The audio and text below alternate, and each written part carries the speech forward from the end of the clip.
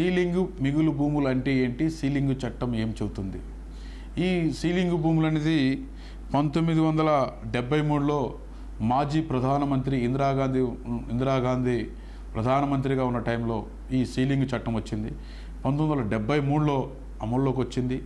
1973లో చట్టం వచ్చింది, 75లో అమల్లోకి వచ్చింది. ఈ సీలింగ్ చట్టం యొక్క ముఖ్య ఉద్దేశం ఏంటంటే, వ్యవసాయానికి సంబంధించి సారవంతమైతే భూములైతే భూము రకాన్ని బట్టి ఒక కుటుంబానికి 7 ఎకరాల నుంచి దరిదాపు 54 ఎకరాల వరకు ఉండవచ్చు అని చెప్పి ఈ సీలింగ్ చట్టం చెప్తుంది. ఏదైతే ఈ సీలింగ్ భూములు గతంలో జమీందారులు, జాగీదారులు, పట్టాదారులు పెద్ద పెద్ద రైతులకి ఒక కుటుంబానికి ఇంత భూమి ఉండాలని చెప్పి ఈ సీలింగ్ చట్టం నిర్ణయించింది. ఈ సీలింగ్ చట్టం ద్వారా 7 నుంచి 54 ఎకరాల వరకు ఒక కుటుంబానికి ఉండొచ్చు. అంతకుమించి ఎక్కువ ఉంటే ప్రభుత్వానికి ఎవరైతే ఉన్న భూమి ఉన్నారో సబ్మిట్ చేయాలా, లేదా నేరుగా ప్రభుత్వమైనా స్వాధీనం చేసుకునే చట్టం ప్రభుత్వం తీసుకొచ్చింది. ఈ చట్టం ద్వారాగా ఒక కుటుంబానికి 7 ఎకరాల నుంచి 54 ఎకరాలు మాత్రమే ఉండాలి.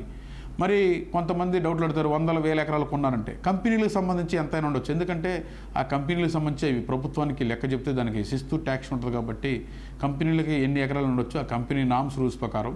కానీ వ్యవసాయ సంబంధించి ఏదైతే ఉందో ఈ సీలింగ్ చట్టం ద్వారాగా 7 నుంచి 54 ఎకరాలు ఉండొచ్చు. ఈ సీలింగ్ భూములకు సంబంధించి సీలింగ్ భూములు కానీ సర్ప్లస్ సీలింగ్ భూములు కానీ క్రయ విక్రయాలు చేయడం నిషేధం. ఒకవేళ ఎవరైనా అమ్మకాలు కొనుగోలు చేసినా మళ్ళీ ప్రభుత్వం తీసుకునే అవకాశం ప్రభుత్వానికి ఉందని చెప్పి తెలియపరచుకుంటూ ధన్యవాదాలు.